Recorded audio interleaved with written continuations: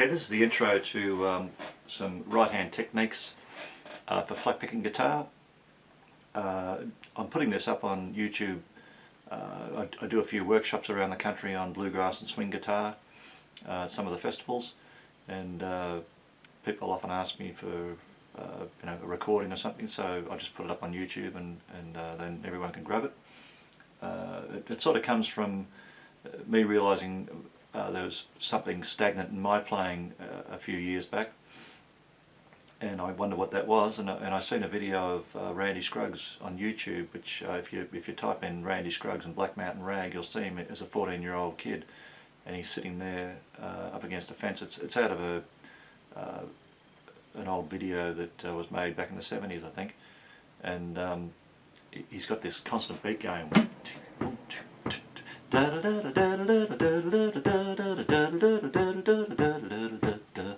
playing Black Mountain Rag.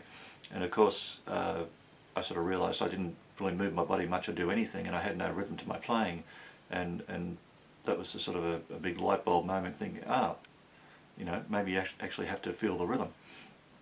So I spent the next 20 years working on all these sorts of things, and teaching a little bit, so it's shown up. I had to sort of plan a way to pass this on to other people, and that's what this series is about. So I've worked out some very basic exercises that get your right hand doing exactly what it needs to do, and it'll help like beginners that are trying to start off. There's lots of things like with muted strings where you've got these rhythms going, and I've got a sort of tapping foot, 1, 2 and 3, 4, and 1, 2 and 3, 4, and 1 and 2 and 3 and 4. So it just gets this right hand doing 1, 2 and down, down, up.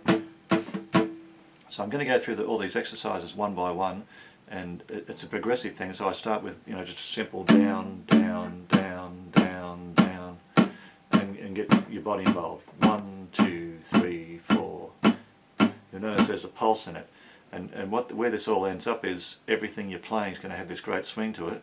It don't mean a thing if it ain't, as you know. So this is what we're aiming at. We're trying to get you playing. So even if you're a beginner, getting a sense of rhythm going and getting your motor skills working is more important than spending years playing scales and that with no rhythm and stuff like this. You're going to just not move on, and it gets very frustrating. If you get your rhythm up and running right from the start, the first thing it'll do is it'll make your right hand do exactly what it should be doing, playing on one string or high string,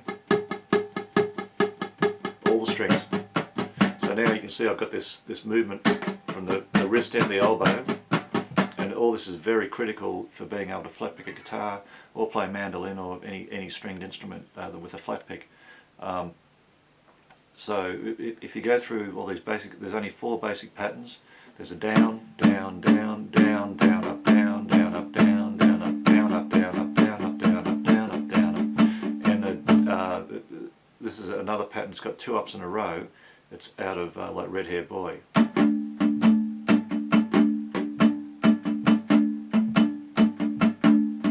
So them 2 ups in a row turn up quite a lot in fiddle tune music, and all them other patterns also.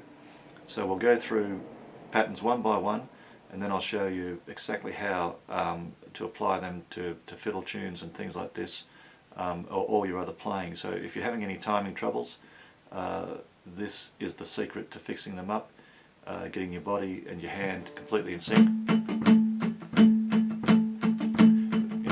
If I could be a metronome, is what I'm aiming at. 2 and 3, 4, and 1, 2 and 3, 4, and click.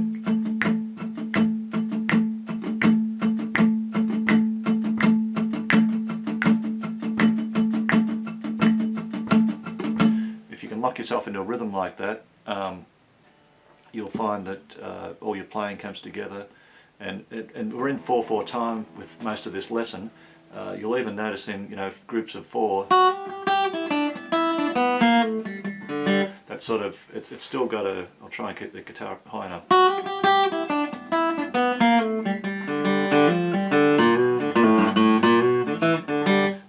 A bounce in that playing, 1 and 2 and 3 and 4 and 1 and 2 and 3 and 4.